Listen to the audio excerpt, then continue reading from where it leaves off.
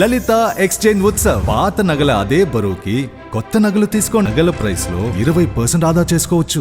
చూస్తే మతి తప్పి మాట్లాడుతున్నాడు. ఈరోజు చంద్రబాబు నాయుడు 14 సంవత్సరాల్లో ఏం చేశాడో ఒక్కసారైనా మాట్లాడు. సరే, ఈసారికి ఇంకో అవకాశం ఇస్తే ఏం చేయబోతున్నాడో కూడా ఎప్పుడు మాట్లాడు.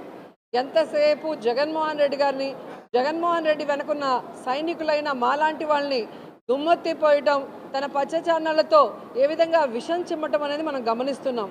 కానీ జగన్మోహన్ రెడ్డి గారు తన ప్రతి మీటింగ్లో కూడా తాను ఏం చేయబోతున్నాడు, తాను చెప్పింది ఏం పూర్తిగా చేశాడో చెప్పి, నేను మీకు చేశానని నమ్మితేనే, మీకు అభివృద్ధి కానీ సంక్షేమం కానీ మీ కుటుంబానికి అందిందని నమ్మితేనే నాకు ఓటేయండి అని అడుగుతున్నారు అంటే అది దమ్మున్న నాయకుడి లక్షణం. తాను పని చేశాడు, 100% ప్రజలకి సంతోషాన్ని, అలాగే సంక్షేమాన్ని, అభివృద్ధిని అందించాడు కాబట్టే అంత ధైర్యంగా అడగగలుగుతున్నాడే తప్ప చంద్రబాబు నాయుడు లాగా కుంటి సాకులు చెప్పి తప్పించుకోలేదు. కాబట్టి చంద్రబాబు నాయుడు మాట్లాడే మాటలు ఈరోజు ఫ్రస్ట్రేషన్కి ప్రతీక. తన కొడుకు చేతగాని వాడు లోకేష్, తన దత్తపుత్రుడు ఎప్పుడేం మాట్లాడతాడో తెలీదు. ప్యాకేజ్ ఇస్తే 5 నిమిషాలు తప్ప ఆ తర్వాత కంటిన్యూయేషన్ ఉండదు ఆయనకి సపోర్టు. అలాగే ఇప్పుడు కొత్తగా 4వ కృష్ణుడిని ఎంటర్ చేశారు. మరి ఆవిడ ఈ రాష్ట్రాన్ని ముక్కలు చెక్కలు చేసిన కాంగ్రెస్ పార్టీలోకి ఎంటర్ అయి, ఈ రాష్ట్రానికి ప్రత్యేక హోదా రాకుండా పార్లమెంట్లో తలుపులేసి అన్యాయం చేసిన కాంగ్రెస్లోకి ఎంటర్ అయి, రాష్ట్రంలో కేంద్రంలో కాంగ్రెస్ 2 సార్లు అధికారంలోకి రావడానికి కారణమైన రాజశేఖర రెడ్డి గారి పేరుని ఆయన మరణించిన తర్వాత ఎఫ్ఐఆర్లో రాసి అవమానించిన ఆ కాంగ్రెస్ పార్టీలోకి ఎంటర్ అయి, ఆ వైఎస్ఆర్ గారి కుటుంబాన్ని ముక్కలు చెక్కలు చేసి వైఎస్ఆర్ కొడుకుని కారణం లేకుండా ఏ విధంగా అన్యాయంగా తప్పుడు కేసులు పెట్టి జైల్లో పెట్టిన ఆ కాంగ్రెస్లోకి ఎంటర్ అయి, స్వలాభం కోసం జగనన్న మీద విషం చెబుతూ ఈ రాష్ట్ర ప్రజల్ని అవమానిస్తుంటే ఏ విధంగా వాళ్ళని ప్రజలు నమ్ముతారు, వాళ్ళకి ఓట్లు వేస్తారో ఒకసారి ఆలోచించండి.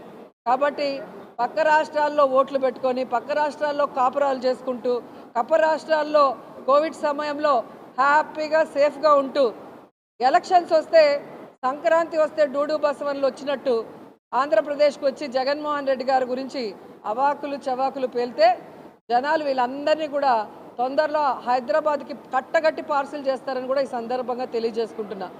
జగన్మోహన్ రెడ్డి గారు మంచి వ్యక్తి, మనసున్న వ్యక్తి కాబట్టే తన టైం అంతా కూడా ప్రజలకి సర్వీస్ చేయడానికి, సంక్షేమం అభివృద్ధి చేయడానికి ఉపయోగిస్తున్నాడు తప్ప ఇలాంటి వాళ్ళ మీద ఆలోచిస్తే వీళ్ళెవ్వరు కూడా ఈ ఆంధ్రప్రదేశ్లో అడుగుపెట్టే అవకాశం కూడా ఉండేది కాదు అని కూడా ఈ సందర్భంగా తెలియజేసుకుంటున్నా.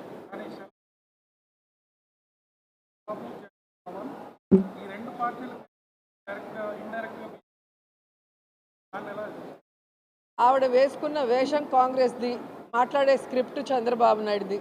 మళ్ళీ చంద్రబాబు నాయుడుతో మమ్మల్ని కలిపినట్టు మాట్లాడుతుంది. ఆవిడ చంద్రబాబు నాయుడిని కలిసిన తీరు మీరు చూశారు, పవన్ని కలిసిన తీరు చూశారు. కాబట్టి ఈరోజు ఆమె మాటలకి క్రెడిబిలిటీ లేదు అనేది కూడా స్పష్టంగా చెప్తున్నాను. రాజశేఖర్ రెడ్డి గారి బిడ్డగా ఉన్నప్పుడు ప్రేమ అభిమానం ఉంటుంది రాజశేఖర రెడ్డి గారి అభిమానులకి. ఆమె తెలంగాణలో పార్టీ పెట్టినప్పుడు జాలి ఉండేది, పాపం ఈవిడ ఎండల్లో తిరుగుతుంది అనే ఉండేది. కానీ ఎప్పుడైతే ప్రజలు అసహించుకునే కాంగ్రెస్ని, ప్రజలు తరిమేసిన కాంగ్రెస్లో చేరి ఈ రాష్ట్రానికి మంచి చేస్తున్న వైఎస్ఆర్ కాంగ్రెస్ పార్టీకి నష్టం చేకూర్చాలనుకున్నప్పుడు షర్మిల మాటలకి అర్థం లేదని కూడా ఈ సందర్భంగా తెలియజేసుకుంటున్నా. ఎందుకంటే షర్మిల గారు తెలంగాణలో పార్టీ పెట్టినప్పుడు స్పష్టంగా చెప్పింది, నేను ఇక్కడే పుట్టాను, ఇక్కడే చదువుకున్నాను, ఇక్కడే పెళ్లి చేసుకున్నాను, నా ప్రాణం ఉన్నంత వరకు ఈ తెలంగాణ ప్రజలకి కష్టం వచ్చినా నష్టం వచ్చినా అండగా ఉంటానని చెప్పింది. మరి అలాంటి బిడ్డ ఈరోజు ఆ పార్టీని కాంగ్రెస్లో విలీనం చేసి తెలంగాణని గాలికి వదిలేసి ఆంధ్రప్రదేశ్లో వచ్చి మళ్ళీ కొత్త అవతారం ఎత్తితే ఏ విధంగా గౌరవం ఉంటుంది, మాటకి క్రెడిబిలిటీ ఉంటుంది? ఈరోజు జగన్మోహన్ రెడ్డి గారిని చూడండి, పావురాల గుట్టలో ఇచ్చిన ప్రామిస్ని ఫుల్ఫిల్ చేయడానికి ఎన్ని అవమానాలు, ఎన్ని కష్టాలు, ఎన్ని తప్పుడు